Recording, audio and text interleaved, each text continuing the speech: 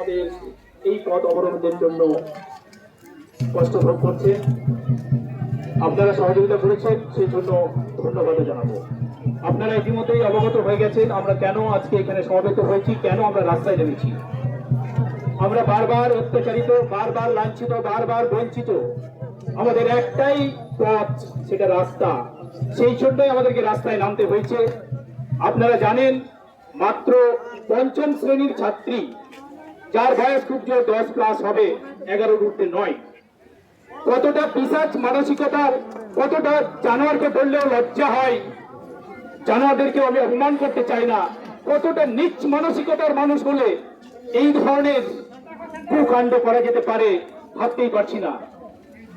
আজকে আমাদের বাধ্য করেছে রাস্তায়, কে কোথা থেকে, কাউকে কিন্তু এখানে আনা হয়নি, কাউকে ডাকা হয়নি। সবাই শুধু এই ঘটনার প্রতিবাদে যে যেখান থেকে হোক এখানে ছুটে এসেছে তার প্রতিবাদ জানানোর জন্য। আমরা চাই যে আসামি তার উপযুক্ত শাস্তি, তার সঙ্গে অবশ্যই চাই যারা বা কেউ যদি এই কেসকে বা এই ঘটনাকে ধামাচাপা দেওয়ার চেষ্টা করেন তাদেরকেও কিন্তু আমরা ছাড়বো না। উপযুক্ত শাস্তি যদি তাকে না দেওয়া হয় তাহলে আমাদের আন্দোলন আরো বৃহত্তর হবে, এটা আমরা এখান থেকে ঘোষণা করে রাখছি। আমি এবার যাচ্ছি, আমাদের যে দাবি সনদ আমরা এখানে পেশ করছি, এখানে আমাদের শেষ নয়। এই আন্দোলন, এই লড়াই আমাদের চলতে থাকবে।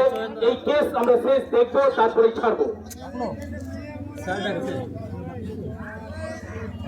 আমি দাবি সনদটা পাঠ করে শোনাচ্ছি, অনুগ্রহ করে শুনবেন। টু দ্য এসপি দক্ষিণ Dinajpur, to the additional SP Gangarampur sub division, Gangarampur দক্ষিণ দিনাজপুর। সাবজেক্ট: বিশহরীডাঙ্গা সিংহাদহ গ্রামে আদিবাসী নাবালিকা স্কুল ছাত্রী ধর্ষণের অভিযুক্ত